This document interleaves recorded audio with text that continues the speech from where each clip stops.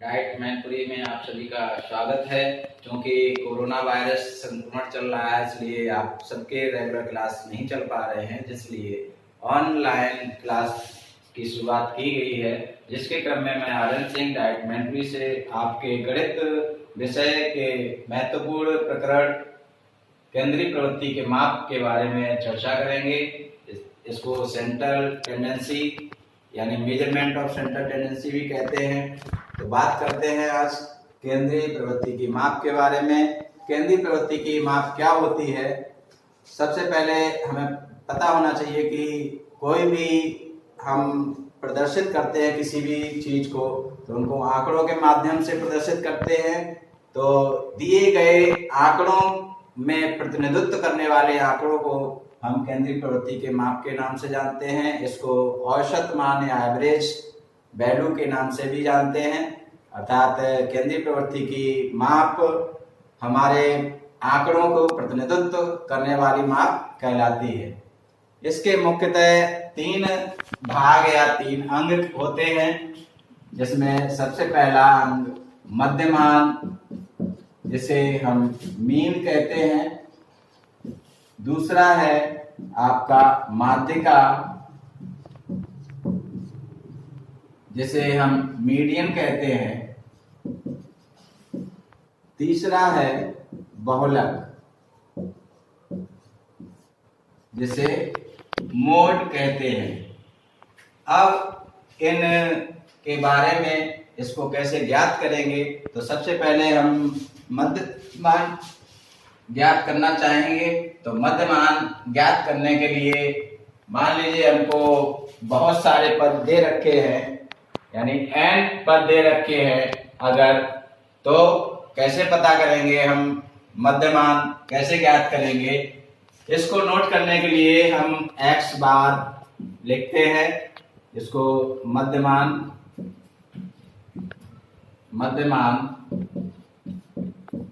होता है ये।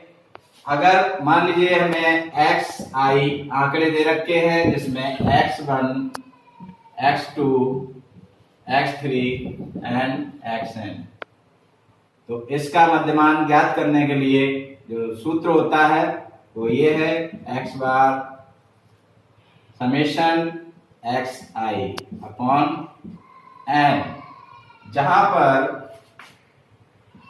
ये जो चिन्ह है वो समेशन का है, अर्थात योग करने का चिन्ह है।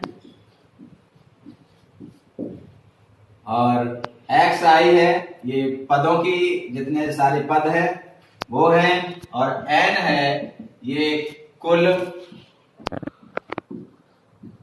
पदों की संख्या, यानी जितने पद दे रखे हैं। अगर n पद दे रखे हैं तो ये n होगा, 10 पद है तो 10 है, इसका मान जितने सारे पद होंगे। उदाहरण के रूप में देखते हैं, मान लीजिए हमें आंकड़ा दे रखा है, विभिन्न पद दे रखे हैं, तो देखते हैं उदाहरण के रूप में। मान लीजिए xi जो दे रखा है वो जो पद है वो 2, 8, 3, 5, 9 ये हैं। इनका हमको मध्यमान निकालना है। तो मध्यमान निकालने के लिए x बार यानी ये मध्यमान, ये इसका समेशन यानी इसका योग, पदों का योग 2 + 8 + 3 + 5 + 9, पदों की संख्या 1, 2, 3, 4, 5 यानी 5। तो ये कितना हुआ? 2 और 8 10 और 3 13 और 5 18, 18 और 9 27/5, यानी 5 पंजे 25, 2 बचा, 5 चौको 20, यानी हमारा जो मध्यमान है, मध्यमान x बार = 5.4। इसी तरीके से बहुत सारे आंकड़े दे रखे होंगे, पदों की संख्या अलग अलग होगी। विभिन्न पदों की संख्याओं को इसी तरीके से हम देखते जाएंगे। यहाँ पर हमारे जो 5 पद दे रखे थे, 6, 7, 8 कितने भी है, तो उन सब के पदों का योग करते हैं और कुल पदों की संख्या से भाग दे देते हैं, तो उससे हमारा मध्यमान ज्ञात हो जाता है। क्योंकि आपके सिलेबस में ज्यादा डीपली नहीं है, इस पे केवल सामान्य जानकारी देना है। तो अगला इसमें हम बात करते हैं माध्यिका का। माध्यिका दूसरा नंबर है। माध्यिका अर्थात मीडियन। ये माध्यिका है वो दिए गए आंकड़ों को, आधे आंकड़ों को बाईं तरफ, आधे आंकड़ों को दाईं तरफ विभाजित करती है। अगर रेखा के द्वारा प्रदर्शित करें तो ये रेखा के द्वारा इधर लेफ्ट साइड के आंकड़े हैं, इधर राइट साइड के हैं, और ये बीच में ये माध्यिका है, यानी बीच का आंकड़ा है वो माध्यिका द्वारा प्रदर्शित किया जाता है। यानी उतने ही उसके बाईं तरफ आंकड़े होंगे और उतने ही दाईं तरफ आंकड़े होंगे। अब माध्यिका अगर ज्ञात करनी है, उसके भी हमें अवर्गीकृत आंकड़े दिए हैं, तो कैसे ज्ञात करेंगे? अवर्गीकृत आंकड़ा अगर संख्या है, पदों की विषम है, तो क्या करेंगे? यदि पदों की संख्या विषम है, तब अगर पदों की संख्या विषम है तो उसका सूत्र होता है माध्यिका का, बराबर होता है n+1/2 पद। जहां n है वो है पदों की संख्या। ये 5, 6, 7, 8, 10 जितने भी पद हैं उनकी संख्या है। उदाहरण के तौर पे देखते हैं, मान लीजिए हमको दे रखा है 2, 5, 3, 9, 8 ये हमारे हैं। तो सबसे पहले क्या करेंगे हम माध्यिका ज्ञात करने के लिए? विभिन्न पदों को आरोही या अवरोही, बढ़ते या घटते क्रम में लिखेंगे। उसके बाद ये सूत्र लगाएंगे और जो मान आएगा उसके द्वारा हम माध्यिका ज्ञात कर सकते हैं। तो इसको आरोही क्रम में लिखने पर पदों को हम कैसे लिखेंगे? तो पहले 2, 3, 5, 8, 9, यानी ये बढ़ते क्रम में लिख दिया हमने। तो माध्यिका क्या होगा? माध्यिका बराबर n+1/2 पर, यानी n क्या है यहाँ पर? 1, 2, 3, 4, 5, यानी पदों की संख्या कितनी है? 5 + 1/2 पद, अर्थात 5 और 1 6/2 बराबर 3 पद। यानी जो माध्यिका है वो माध्यिका होगा तीसरा पद। माध्यिका बराबर तीसरा पद। तो तीसरा पद क्या है हमारा? ये पहला, दूसरा, तीसरा, यानी 5। तो माध्यिका बराबर 5 है जब हमारी पदों की संख्या विषम हो। अगर पदों की संख्या सम है, तब क्या करेंगे? पदों की संख्या सम होने पर, सम है तो माध्यिका बराबर होता है हमारा n/2 पद प्लस n/2 + 1 पद, और दोनों का बटे 2। ये सूत्र होता है अगर हमारी पदों की संख्या सम है। उदाहरण के तौर पे हम देखते हैं 5, 3, 2, 4, 6, 7 1 2 3 4 5 6, ये पदों की संख्या सम है, 6 है, सम है। अब इसको क्या करेंगे, आरोही या अवरोही क्रम में लिखेंगे। तो आरोही क्रम में लिखेंगे कैसे, 2 3 4 5 6 7, ये इस तरीके से लिख दिया हमने। अब माध्यिका ज्ञात करेंगे। माध्यिका बराबर n/2 पद, यहाँ पे पदों की संख्या कितनी है, 1 2 3 4 5 6, यानी 6/2 पद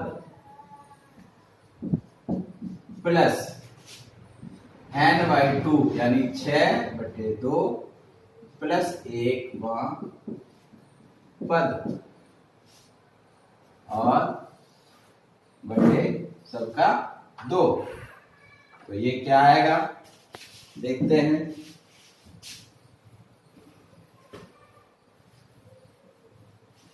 तो माध्यिका हमारा यानी 3वां पद प्लस 3 प्लस 1वां पद बटे 2, क्या आया, 3वां पद प्लस 3 और 1 4वां पद बटे 2। अब देखेंगे यहाँ पर तीसरा पद कौन सा है और चौथा पद कौन सा है। 1 2 30, यानी तीसरा पद क्या है हमारा 4 प्लस चौथा पद ये 5 आया बटे 2, यानी 4 और 5 9/2 बराबर 4.5। अर्थात हमारी जो माध्यिका आई है इसकी, जब पदों की संख्या सम है तो माध्यिका बराबर 4.5। इसी तरीके से बहुत सारे 8 पद 10 पद 12 पद इस तरीके से सब संख्या में बहुत सारे पद दे रखे होंगे, तो उनकी हम माध्यिका ज्ञात करेंगे। दूसरा इसका तीसरा चरण और भी है जो कि आपसे संबंधित नहीं है। इसमें अगर आपकी माध्यिका ज्ञात करनी है और आंकड़े आपको सारणीबद्ध दे रखे हैं, यानी सारणी के रूप में आंकड़े दे रखे हैं, तो उससे कैसे ज्ञात करेंगे, उसमें संचयी बारंबारता निकालते हैं, तो वो आपसे संबंधित नहीं है। अब हमारा आता है तीसरा, इसका जो भाग है या अंग है वो आता है, यानी तीसरा मोड। जो तीसरा है वो बहुलक कहते हैं, बहुलक अर्थात मोड। इसको ज्ञात करना बहुत ही आसान है। दिए गए आंकड़ों में जिस किसी भी पद की आवृत्ति सबसे अधिक होती है उसको ही हम बहुलक कहते हैं। उदाहरण के तौर पे हम देखते हैं, कोई आपको आंकड़ा जिसमें विभिन्न पद दे रखे हैं, उसमें 2 3 3 5 2 2 7 8 इस तरीके से दे रखे हैं, बहुत सारे पद दे रखे हैं। तो हम देखते हैं कि जिसकी आवृत्ति सर्वाधिक हो, यानी सबसे ज्यादा अधिक बार जो आया हो, वही बहुलक कहलाता है। तो इसमें देखते हैं कि हमारा 2 एक यहाँ पर है, एक यहाँ पर, एक यहाँ पे 3 बार हुआ है, और 3 कितनी बार आया है, 1 2 2 बार आया है, यानी 3 2 की आवृत्ति कितनी है 3, और 3 की कितनी है 2, 5 की 1, और 7 1, 8 की 1। अर्थात सबसे अधिक आवृत्ति वाला पद कौन सा है, ये है जिसकी आवृत्ति 3 बार है, अर्थात 2। इसका तात्पर्य ये हुआ है कि दिए गए आंकड़ों में बहुलक इसका जो है वो है 2। ये इसको साड़ी के रूप में भी दिया जा सकता है। साड़ी के रूप में भी पता करना है, जैसे मान लीजिए साड़ी इस तरीके से दे रखी है,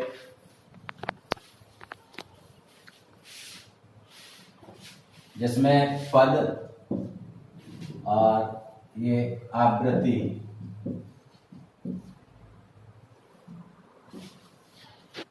ये है मान लीजिए 4, 5, 6, 7, 8, यहाँ पर 5, 3, 9, 12, 10, ये इस तरीके से साड़ी हमको दे रखी है। इसमें बहुलक पता करेंगे तो हम देखते हैं, पद देखते हैं। हमारा ये पद है, इसकी आवृत्ति 5 बार है, इसकी 3 बार है, इसकी 9 बार है, इसकी 12 बार है और 8 की 10 बार है। तो सबसे अधिक आवृत्ति हमारे जिस पद की हुई है तो वो कौन सा पद है? 7। सबसे अधिक आवृत्ति वाला पद कौन सा है? 7 है। तो इस साड़ी में बहुलक अगर पता करना है तो बहुलक बराबर 7 आएगा। इस तरीके से ये आपके सिलेबस के अनुसार, जो केवल सामान्य आपके सिलेबस में जानकारी है, तो केंद्रीय प्रवृत्ति के माप के बारे में इतना ही है। आगे नेक्स्ट टॉपिक के लिए फिर से उपस्थित होंगे। धन्यवाद।